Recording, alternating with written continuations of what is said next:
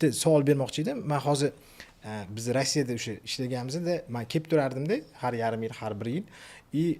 Mani tanishlarim aytganingiz okrujeniyada tadbirkorlar bor.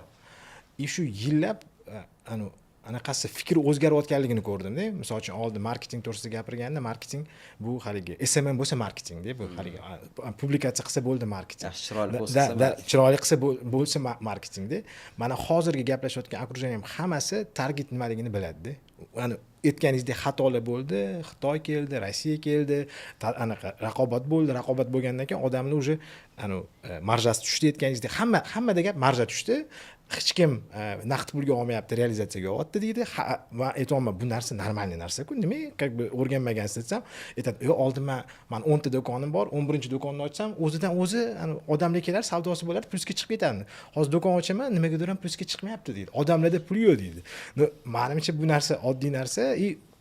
To'g'ri aytganingizdek, anaqa xalq o'zgaryapti, tadbirkorlar o'zgaryapti. Sizlar o'sha tadbirkorlarga Parnikda bo'lganmizda, oldin yopiq ko'chadan Xitoylik kirish siyosat nuqtai nazaridan mumkin emas edi oldin. Hozir kiryapti, bo'ldi.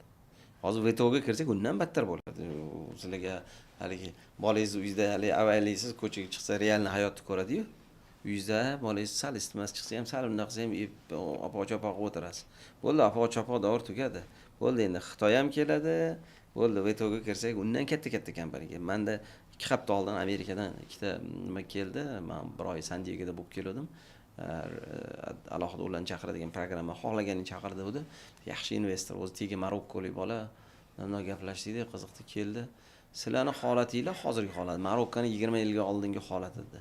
Hozir aql bilan to'g'ri strategiyani qilib olib, to'g'ri nishani ushlab, to'g'ri nimani qilgan odam tirik qoladi, qolgan havas bo'ladi. Katta korporatsiya kelib, hammani shunday pista po'choq qilib tashlaydi. Xuddi hozir o'zim kelib, ancha-muncha bizneslar sindiyu, yoki Yandex taklifchilar kelib kichkina bizneslarni sindirayotgani, bu yog'i dedi, hali ham yana 1 yilmi, 2 yilmi, 3 yilmi, necha yildir foreylar bor. To'g'ri qila olgan yaxshi. Bozoringlar o'syapti. Yiliga millionta odam tug'ilayotgan davlat, bu zo'r rynok hisoblanadi. Sizlarga hamma qiziqadi deyapti.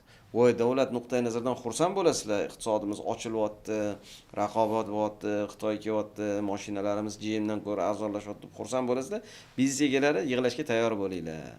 Bo'ldi. Ular kelib sizlarni shunda u sizlarning qo'linglardagi $1 million ham hech narsa emas, $10 million pulinglar ham ishlar. Ular $100 million puli bor, sizlardan opiti bor. O'qib olgan, ishlab olgan, sizlarga 1 yilmi, 2 yilmi, 3 yilmi, 4 yilmi foreylar bor, tamom deyapti. Qilinglar, bo'lmasa hali semeyni Moments Pumps degan biznescha bo'lib qolaverasizlar hali.